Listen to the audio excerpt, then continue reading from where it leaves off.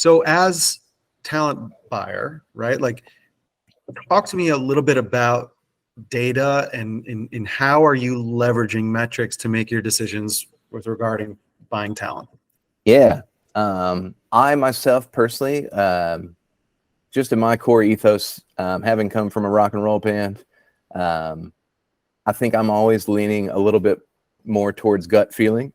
But having been here for, going on 8 to 10 years, I have a boss and a CEO that are very data driven, and an industry that's increasingly data driven. So that's something that we're collecting information and data points on cruisers as they book.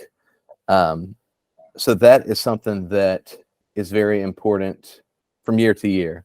I can take a look back at the Rock Boat or the KISS Cruise, and I've got 10 years of history of both pre-cruise and post-cruise surveys of what guests have said that they want to see, who they want to see, and some of them are big bands, some of them are not big bands, and we can sift through that data and determine if it's someone who quantifies or not.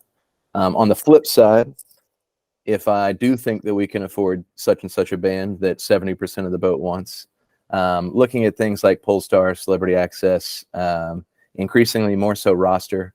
I'm not sure if you guys are using that at all, but it feels like the trendy millennial version of Polestar. More or less accurate?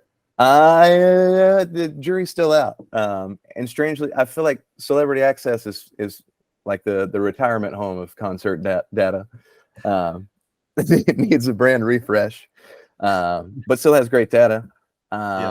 Polestar somewhere in the middle, and I think Roster is going to probably be the best based on the technology they're putting in, but I think there's not enough people who have poured data in there over the short course of 2 to 3 years for it to always be the most accurate.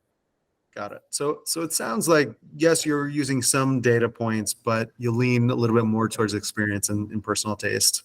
Yeah, and interestingly enough, I'm sometimes as driven by guest data as I am what the industry data is showing me. Interesting. Expound on that a little bit. Yeah, well, it really is looking back at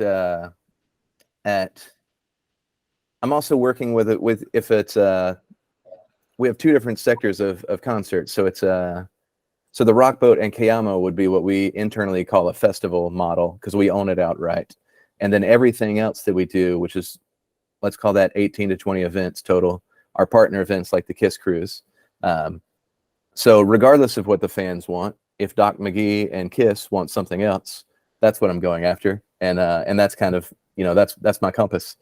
But otherwise, I'm looking at the data of the guest and even telling our partners, like, you guys legitimately, there's a legitimate beef in the history of your band with this other band, but it is what 70% of the cruisers want, and is likely going to make this an easy sellout.